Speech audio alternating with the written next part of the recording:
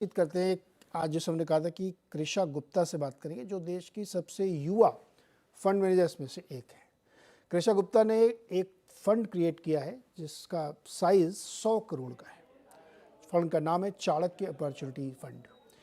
उनसे बातचीत करते हैं, उनसे समझते हैं कि ये फंड किस तरीके का है, उसकी क्या योजनाएं हैं और क्यों बनाया। एक नज़र ब्रीफली डालते हैं कि कृषा गुप्ता का सफ़र कैसा था। जैसा मैं बताया सबसे युवा है, अहमदाबाद यूनिवर्सिटी से कॉमर्स की डिग्री ली, फिर सिम्बोसिस से बैंकिंग और फाइनेंस का डिप्लोमा किया।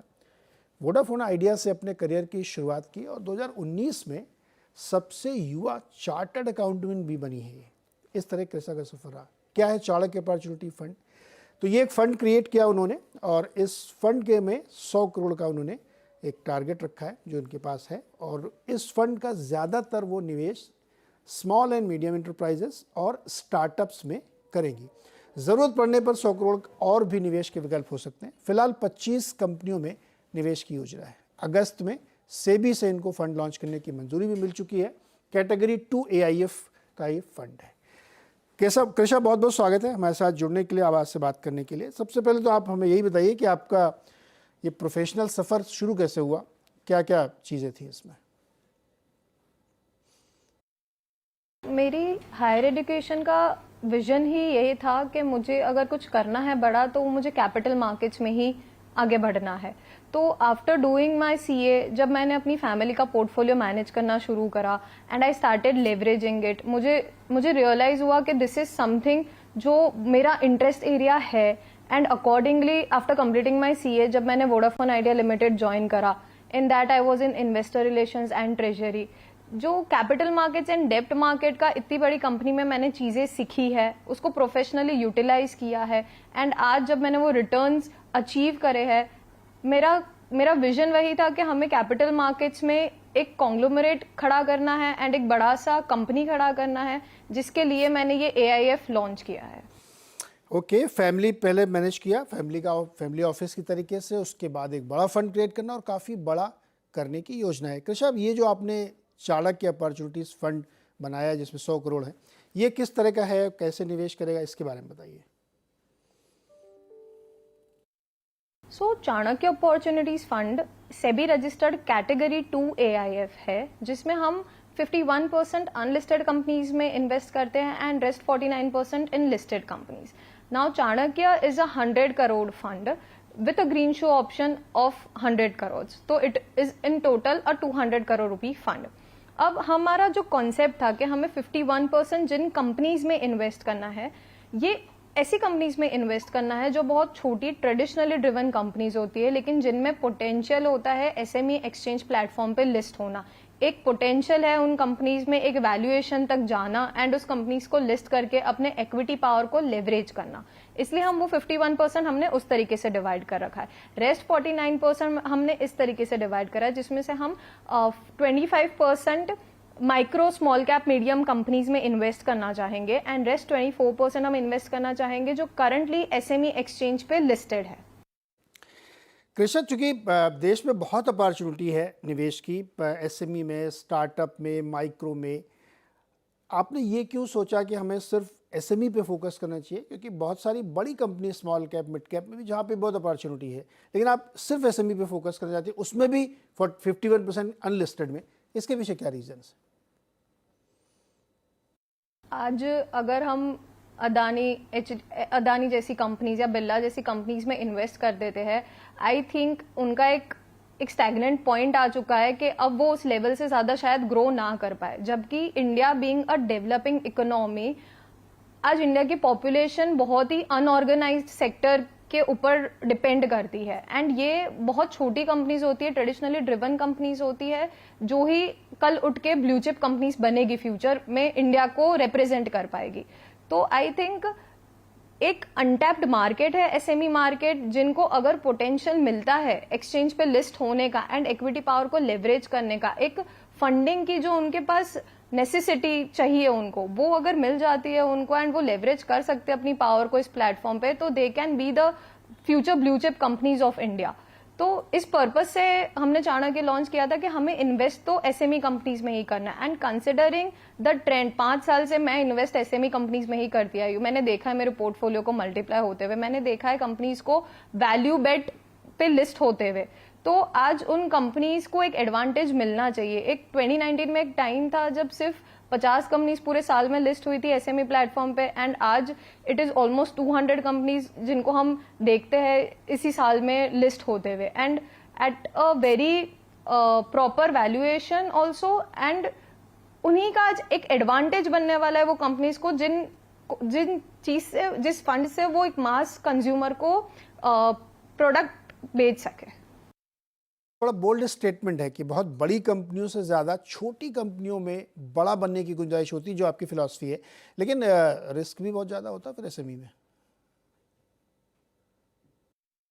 नेगेटिव रिटर्न्स तो आज उसका रिस्क तो हर एक कंपनी में। इट इज नॉट पॉसिबल कि कोई blue chip company negative return ना दे। आज इंडिया का मार्केट जिस तरीके से डिवाइडेड है एंड जितना सेंटिमेंटली ड्रिवन स्टॉक मार्केट बन चुका है इंडिया का, वो इट इज वेरी पॉसिबल कि आज एक ब्लू चिप कंपनी भी नेगेटिव रिटर्न दे। एसएमई कंपनीज में ऑब्वियसली आप उसको नलिफाई करवा सकते हो कुछ पॉइंट्स, चेकलिस्ट्स को ध्यान में रख के। When you are investing in SME company, आप ऐसे बहुत सारे पॉइंट्स होते हैं जो आपको कंसिडर करने पड़ते हैं। सपोज कंसिडरिंग प्रमोटर कितना इन्वॉल्व है कंपनी में, वो कितना कैपिटल इन्फ्यूज करता है कंपनी में, हाउ मच मतलब what vision does the promoter have considering the company, कितनी कॉम्पिटिटिव स्ट्रेंथ है आज उस कंपनी में, अनऑर्गेनाइज्ड सेक्टर में भी और ऑर्गेनाइज्ड सेक्टर में भी, किस तरीके से कंपनी कैश फ्लोज यूज करती जा रही है। ऐसे बहुत सारे पॉइंट्स हैं जो हमें नलिफाई करवा देते हैं एक कंपनी में इन्वेस्ट करने के लिए। एंड ऑल्सो प्रॉपर वैल्यूएशन, अगर वैल्यूएशन प्रॉपर है तो I can not guarantee in short term, but आज लॉन्ग टर्म में वो कंपनी डेफिनेटली ग्रो करेगी, just like blue chip companies जिस तरीके से ग्रो करती है। एंड रही बात रिस्क की, तो रिस्क हर चीज में, if you are investing in equity, आप उस माइंडसेट से ही एंटर हुए हो कि रिस्क तो लेना ही है हमें, बस उसको नलिफाई करके चलना है जितना हो सके।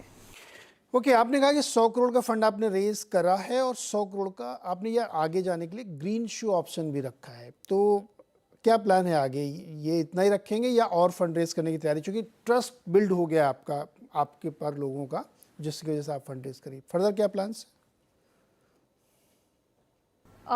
ये 100 करोड़ प्लस 100 करोड़ का फंड है, तो it is a 200 crore fund. अभी हम 100 करोड़ इसलिए लेके चल रहे हैं क्योंकि considering SME is still growing, SME exchange is still growing, उससे थोड़ा टाइम भी लगेगा उतना ग्रो होने में, उतनी लिक्विडिटी एक्सेप्ट करने में। तो कंसिडरिंग हमारा एनालिसिस अभी के हिसाब से SME market can not accept 500 crore या 1000 करोड़ का फंड एक साथ, तुम्हारी एग्जिट नहीं बन पाएगी उस लेवल पे। तो 100 to 200 CR हम लेके चल रहे हैं अभी कि हम एसएमई मार्केट में as per our analysis and जितना हम पैसे की सेफ्टी को लेके चलते हैं, दिस इज समथिंग जो एसएमई मार्केट में एग्जिट के लिए बहुत अच्छा अमाउंट है, एंड उससे ज्यादा एसएमई मार्केट में अभी नहीं डालना चाहिए at this stage. And also because ये चीज हमें बड़े लेवल पे लेनी है, हमारा एक और फंड आ रहा है step trade revolution fund, which is a 500 crore rupee fund, जो हम basically micro cap and small mid cap companies के लिए टारगेट कर रहे हैं, but that will be on a main board level. Okay, तो ये इंटरेस्टिंग पॉइंट आपने रखा। अच्छा, थोड़ा मुझे ये भी बताइए कि शेयर मार्केट के बारे में आपका किस तरीके का एक्सपीरियंस है, पर्सनल इन्वेस्टमेंट क्या, या किस तरीके के रिटर्न्स आपने बनाए? क्योंकि ये बहुत मैटर करता है कि जब आप फंड मैनेज कर रहे हैं तो आपका अपना एक्सपीरियंस, आपके अपने अप्रोच या आपका अपना टेम्परामेंट ये डिसाइड करता है, वो बताइए। मैंने almost it has been 7 to 8 years जब से मैं इक्विटी मार्केट्स में इन्वॉल्व हूँ। मैंने बहुत छोटी एज से स्टार्ट कर दिया था, बिकॉज मैं अभी तक जैसे भी मतलब जितना भी बड़ी हुई हूँ, मैंने सीएनबीसी आवाज को देखते देखते ही बड़ी हुई हूँ। मैंने रोज सुबह वो सीएनबीसी आवाज ही देखा है जिसमें शेयर स्क्रिप्ट्स चलते रहते थे कंटिन्यूअसली एंड एडवाइसेस आती थी, तो मेरे लिए हमेशा से इंटरेस्ट एरिया वही रहा है। तो जब 17-18 की एज में ही मैंने खुद का पोर्टफोलियो इन्वेस्ट करना शुरू करा, एंड देन मैंने मेरे फैमिली वेल्थ को भी इन्वेस्ट करना शुरू करा। आई स्टार्टेड लर्निंग, जो रिस्क होते हैं वो भी देखे, बहुत सारे पैसे खोए भी है इस मार्केट में, पर वो जो सारी चीजें मैंने सीखी है, आज उसी की वजह से मैंने ऑलमोस्ट 30 to 35% कैगर रिटर्न्स आज कर पाई हूँ. एंड इट इज बिकॉज हमेशा से एक नेटवर्किंग जो रहा है मर्चेंट बैंकिंग की टीम से एंड इन्वेस्टमेंट बैंकिंग की टीम से, क्या हो रहा है मार्केट में, एक ध्यान देना कि ट्रेंड क्या चल रहा है एंड उस ट्रेंड को एक्सेप्ट करके उस अपॉर्चुनिटीज को यूटिलाइज करना, उसकी वजह से I have been able to generate this much of return. And रही बात why I have been into this thing, तो मेरे लिए मेरे डैड एंड मेरे भाई हैव बीन माय मेंटर, जो हमेशा से इस फील्ड में रहे हैं, जो इन्वेस्टिंग करते आए. हमने कंसल्टिंग भी देखा है कंपनीज का कि कौन सी कंपनीज उस लेवल तक जा पाती है एंड कौन सी कंपनीज नहीं जा पाती है.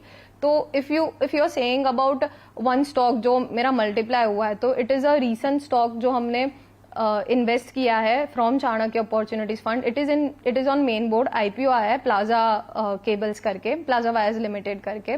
आईपीओ को आए हुए अभी एक महीना ही हुआ है, but we have been able to multiply the returns still because public ने उसकी वैल्यूएशन को एक्सेप्ट किया है. पब्लिक ने एक्सेप्ट किया है कि उसके प्रमोटर्स कितने नॉलेजेबल है considering the industry it operates in. तो जितना पब्लिक एक्सेप्ट कर पाती है एक कंपनी को, उतना ही investors are able to multiply their returns and generate an alpha over the index.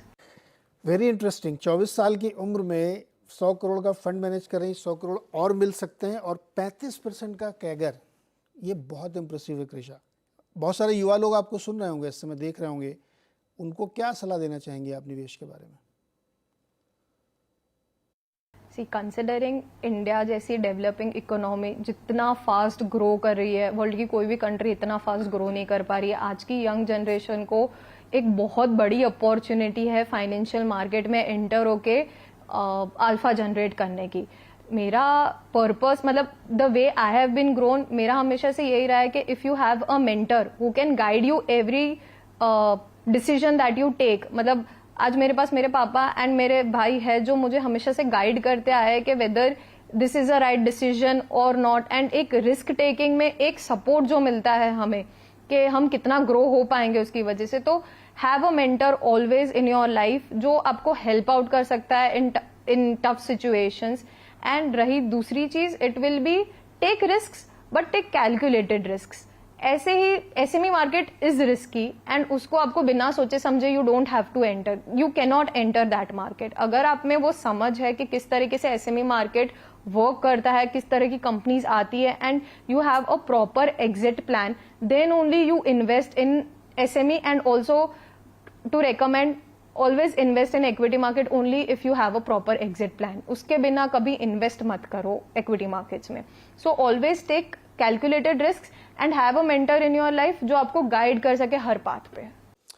Okay, सोच कर समझ कर निवेश कर और प्लान साथ में होना चाहिए. बहुत बहुत शुक्रिया कृषा हमारे साथ जुड़ने के लिए और बेस्ट विशेज़ आपके इस फंड के लिए जिसमें आपने बहुत ही शानदार अब तक के रिटर्न कमाए. बहुत बहुत शुक्रिया हमारे साथ जुड़ने के लिए. एक छोटा सा ब्रेक के बाद मार्केट अपडेट.